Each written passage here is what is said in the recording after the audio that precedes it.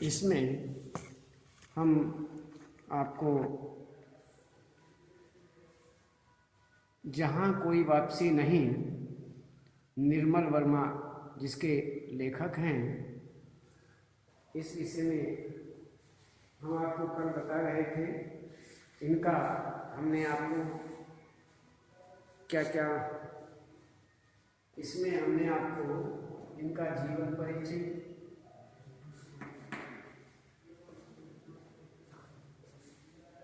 ये इसमें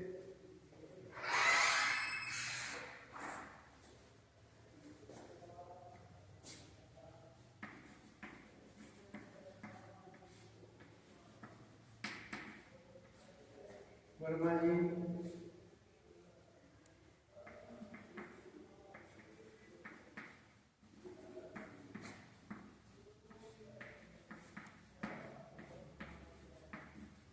जीवन परिचय,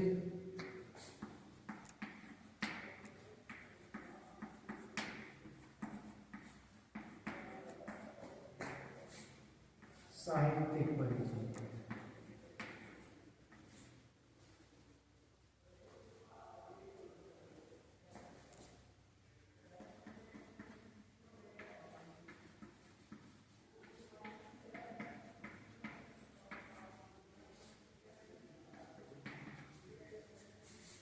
जीवन परिचय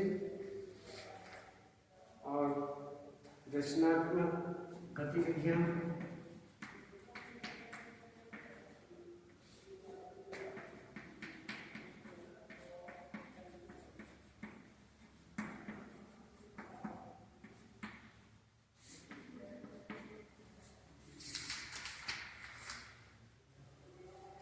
भाषा शैली,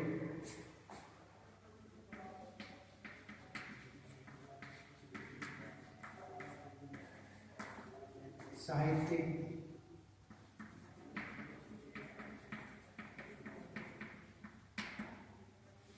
विशेषताएं,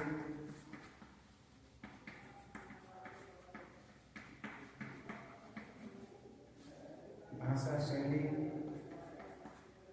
और हिंदी साहित्य में स्थान।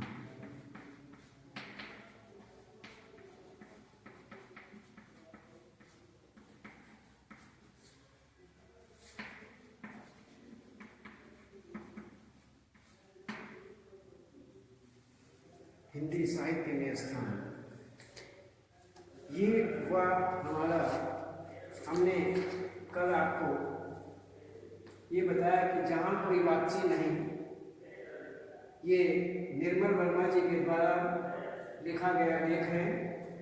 तो इनका जीवन परिचय एवं साहित्यिक परिचय के विषय में हमने कल जाना। इसमें जीवन परिचय और रचनात्मक गतिविधियाँ, साहित्यिक विशेषताएं, भाषा शैली, हिंदी साहित्य में इनका कौन सा स्थान है, इस विषय में आपको बताया गया। तो इसमें इसके बाद हमने आपको थोड़ा इसमें एक अल्पाठ के रूप में हम देखते हैं कि इसमें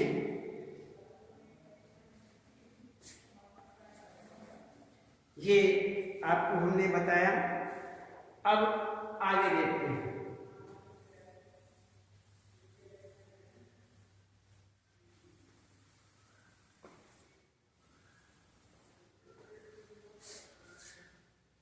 अब जहां कोई वापसी नहीं,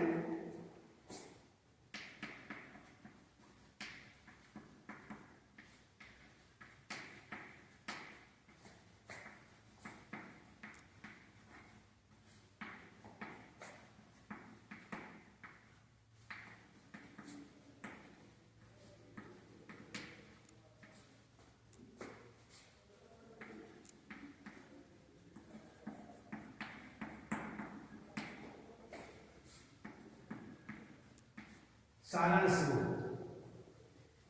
अब इस सारांश रूप के अंतर्गत हम देखते हैं लेखक की सिंगरौली यात्रा।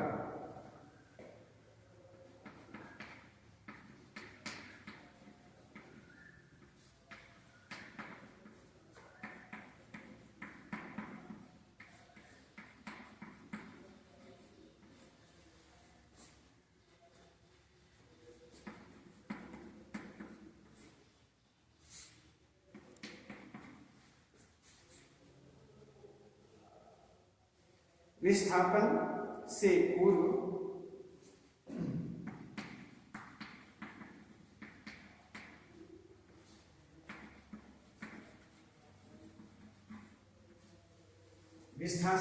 विस्थापन से पूर्व ग्रामीणों की स्थिति।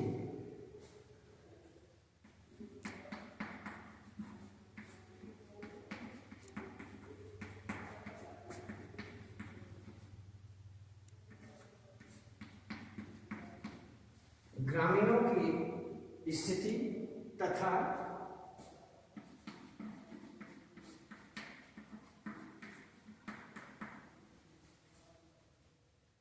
सिंगरौली के लोगों का जीवन।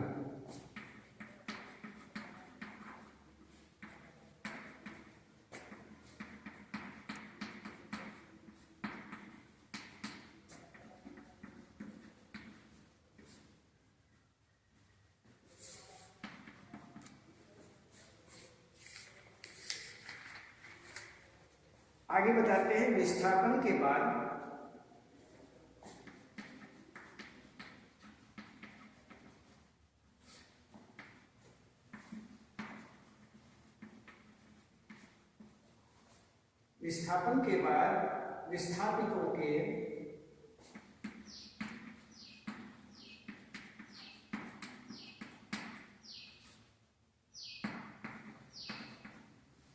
विस्थापितों के प्रति लेखक की दृष्टि।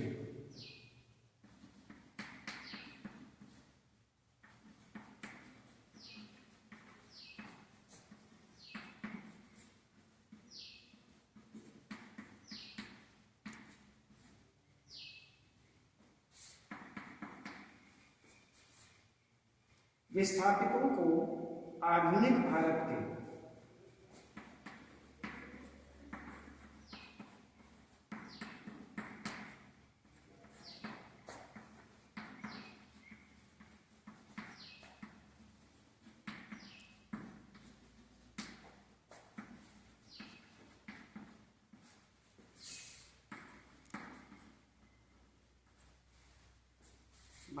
शरणार्थियों की संज्ञा देना।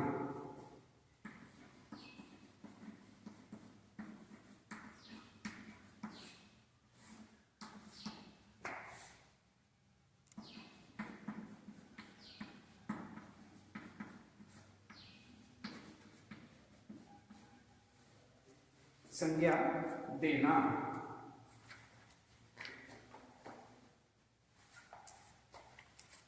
आगे बताते हैं सिंगरौली के साथ हुए अन्याय के प्रति।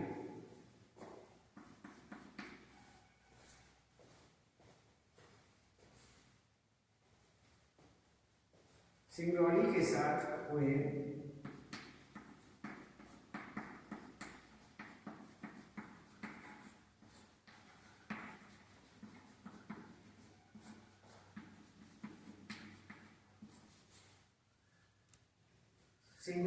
साथ हुए अन्याय के प्रति।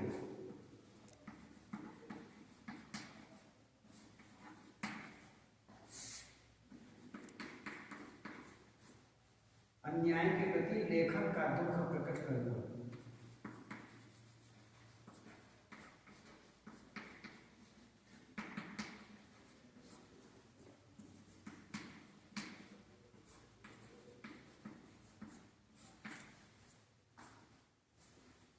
लेखक का दुख प्रकट करना।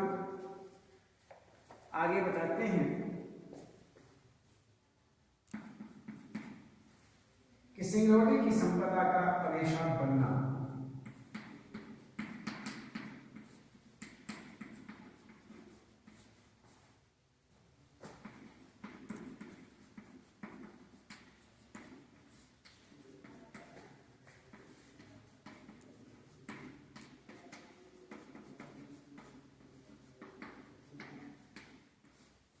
अभिशाप बनना।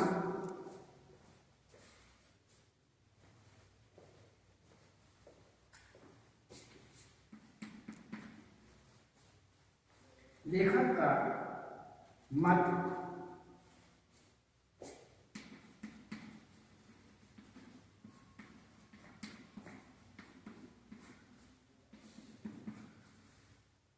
आगे कहते हैं पश्चिमी सभ्यता की नकल का दुष्परिणाम।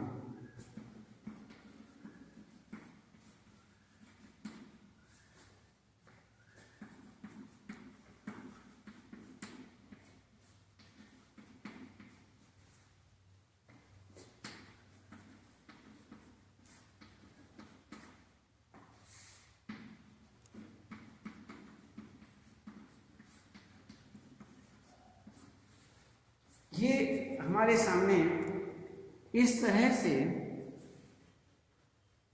कि जहां कोई वापसी नहीं नामक पाठ का जो सारांश है वो कुछ शीर्षकों के आधार पर हम आपको बता रहे हैं।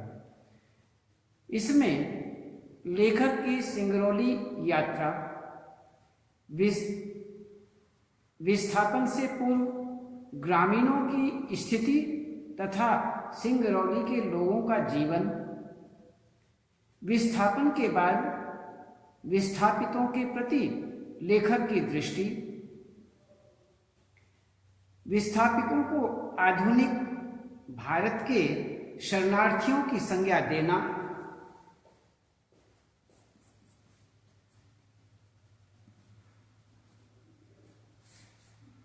सिंगरौली के साथ हुए अन्याय के प्रति लेखक का दुख प्रकट करना, सिंगरौली की संपदा का अभिशाप बनना, लेखक का मत पश्चिमी सभ्यता की नकल का दुष्परिणाम। इसके अंतर्गत हम इस पर विचार कर रहे हैं। अब इसमें सबसे पहले हम देखते हैं लेखक की सिंगरौली की यात्रा। इसमें यहां पर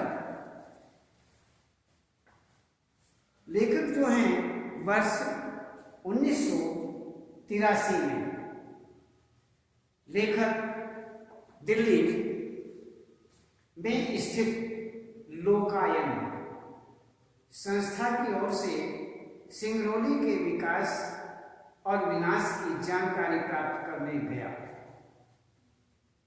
वह बताता है कि उस समय जुलाई महीने का अंत चल रहा था। उसने बताया कि उस समय जुलाई महीने का अंत चल रहा था, खेतों में पानी जमा हो रहा था और धान की रोपाई चल रही थी। वहां से वह सिंगरौली क्षेत्र के नवा गांव में पहुंचा। नवा गांव में 50,000 से ऊपर की आबादी थी तथा वहां 18 छोटे छोटे गांव बसे हुए थे। इनमें से एक गांव का नाम अमझर था। 18 गांव बसे हुए थे। उन 18 गांव में एक गांव का नाम अमझर था। वहां के निवासियों से पूछने पर लेखक को इस बात का पता चलता है कि यहाँ चारों ओर आम के पेड़ लगे हुए थे और उनमें आम झरते रहते थे।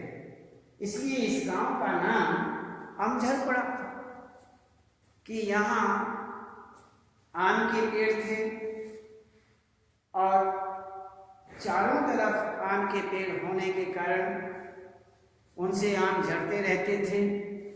इस प्रकार से इस गांव का नाम जो है वो अमझर पड़ा, अमझर पड़ गया था।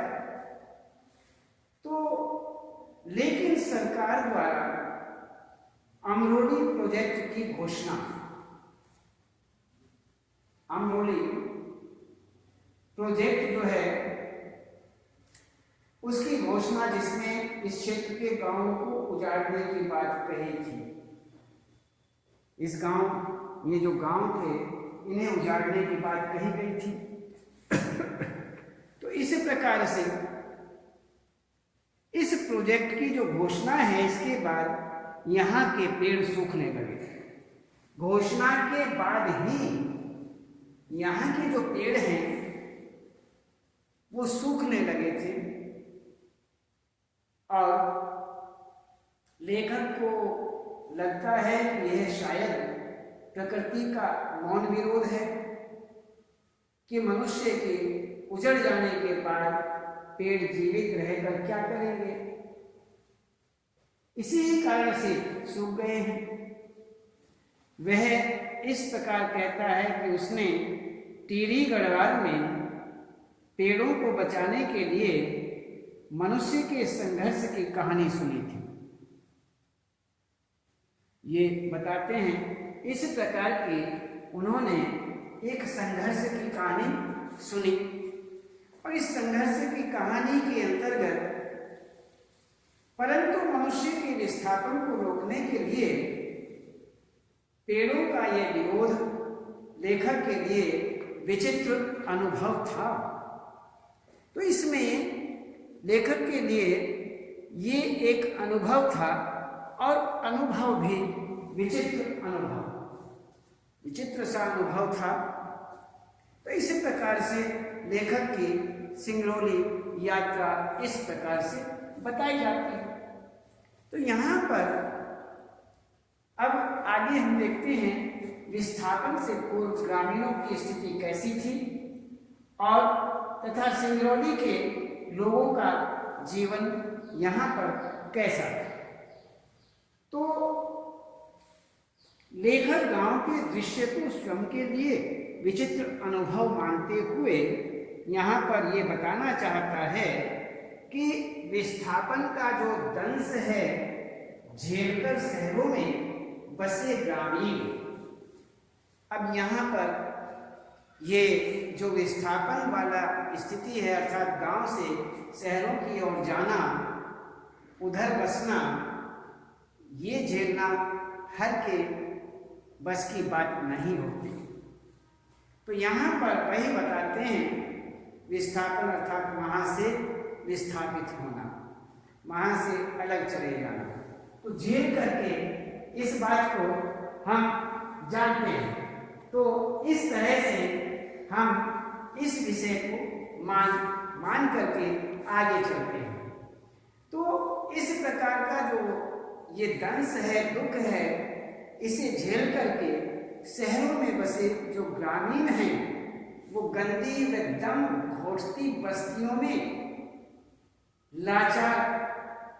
लाचारी से भरा जीवन जीने के लिए मजबूर हैं, लाचार हैं, वो कुछ कर नहीं सकते, बस जीवन जीने के लिए मजबूर हो रहे हैं। मैं इससे पूर्व कितना सुखद जीवन जीते थे, इसका अनुभव उसे अमझर गांव में आकर ही पता चला था। वह बताते हैं कि यहाँ के निवासी पेड़ों के घने झुरमुटों के बीच में छप्पर लगी हुई मिट्टी की झोंपड़ियों तथा स्वच्छ एवं पवित्र वातावरण में रहते हैं। यहाँ हवा, पानी, मिट्टी सब स्वच्छ है, चारों ओर पानी है, पशु बंधे हुए हैं तथा धान की रोपाई हो रही है, धान के खेत पानी से भरे हुए हैं। इस प्रकार से उनका यहाँ पर जीवन रहा। तो अगर चलती बस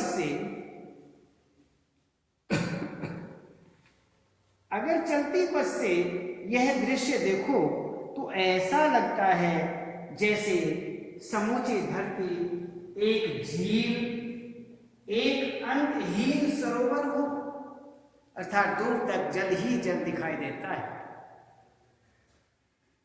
तो कहते हैं कि जिसमें पेड़, झोंपड़ी, आदमी सब पानी में तैरते हुए दिखाई देते हैं। ऐसा प्रतीत होता है कि मानो किसी बाढ़ में सब कुछ डूब गया, किंतु यह उनका भ्रम है।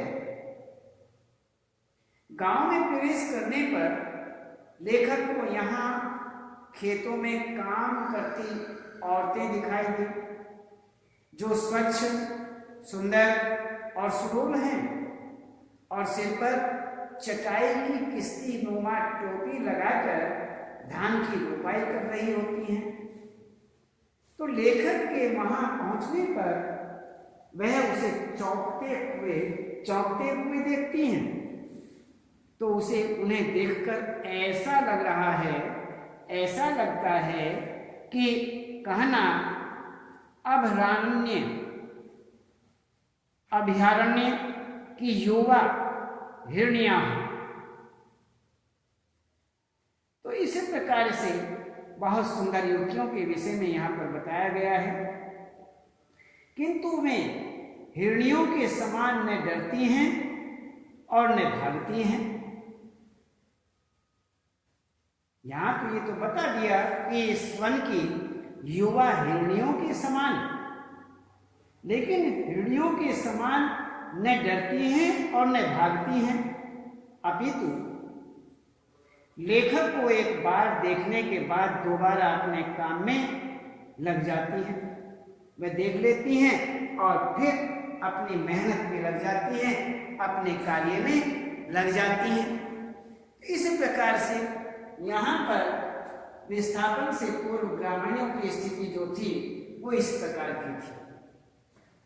विस्थापन के बाद विस्थापितों के प्रति लेखक की दृष्टि किस प्रकार की रही, ये तो बताया आपको। विस्थापन से पूर्व ग्रामीणों की स्थिति और विस्थापन के बाद में, पहले कैसी स्थिति थी, बाद में कैसी स्थिति रही, इसके विषय में बात करते हैं। तो यहां कहते हैं कि लेखक को अमझर गांव का सारा दृश्य स्वच्छ और पवित्र लगता है। अमझर का जो दृश्य है वो बड़ा ही अच्छा लगता है। वह विश्वास नहीं कर पाता कि आने वाले कुछ समय में वहां की सुंदरता नष्ट कर दी जाएगी। विस्थापित होने के बाद खेत खलियान, वृक्ष, पशु, हरियाली, आम के पेड़ सब एक गंदी आधुनिक औद्योगिक कॉलोनी की ईंटों के नीचे दब जाए। लेखक ने हिंदुस्तान के शहरों के बीच बसी मजदूरों की गंदी बस्तियां, दम घोटने वाला भयानक वातावरण अनेक बार देखा है। इस प्रकार का जो वातावरण है, भयानक वातावरण अनेक बार देखा। वह सोचता है कि हंसती मुस्कुराती औरतें विस्थापन के बाद जबलपुर, भोपाल इत्यादि नगरों की सड़कों पर पत्थर तोड़ती दिखाई देंगी। कुछ समय तक इनको अपने घर गांव की याद आती रहेगी, लेकिन धूप में खेलते इनके बच्चों को तो कभी पता भी नहीं चलेगा कि बहुत समय पहले उनके पुरखों के गांव अमझर में पेड़ों से आम झड़ा करते थे। ये तो पता ही नहीं लग पाएगा। तो इस प्रकार से यहाँ पर ये बताया गया है कि विस्थापन के बाद में जो ये विस्थापित हैं, इनके प्रति लेखक की किस प्रकार की दृष्टि है, किस प्रकार का भाव है, ये लेखक बताने का प्रयास कर रहा है। तो अब विस्थापितों को आधुनिक भारत के शरणार्थियों की संज्ञा देना। अब भारत के शरणार्थियों की इन्हें संज्ञा मिलती है, तो इसमें विस्थापितों को आधुनिक भारत के शरणार्थियों की संज्ञा देना। इसमें बताते हैं कि लेखक विस्थापित लोगों को आधुनिक भारत के शरणार्थियों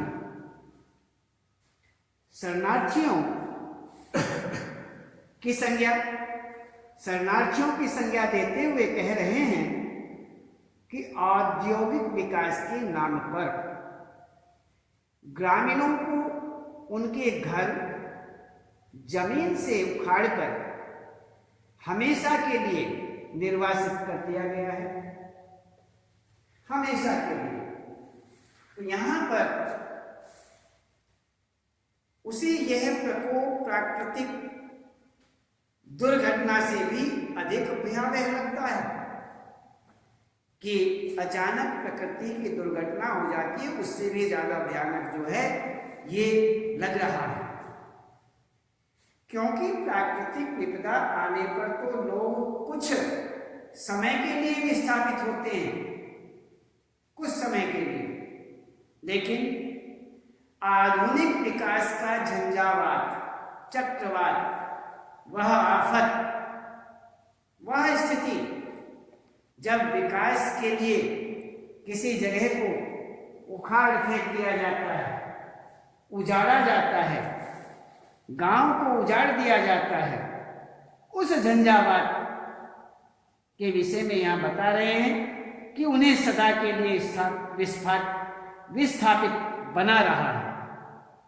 अब यदि प्राकृतिक स्थिति को हम देखें, प्राकृतिक विपदा कोई आती है तो कुछ समय के लिए होती है, उसके बाद फिर स्थापित हो जाते हैं, फिर वहाँ बस जाते हैं।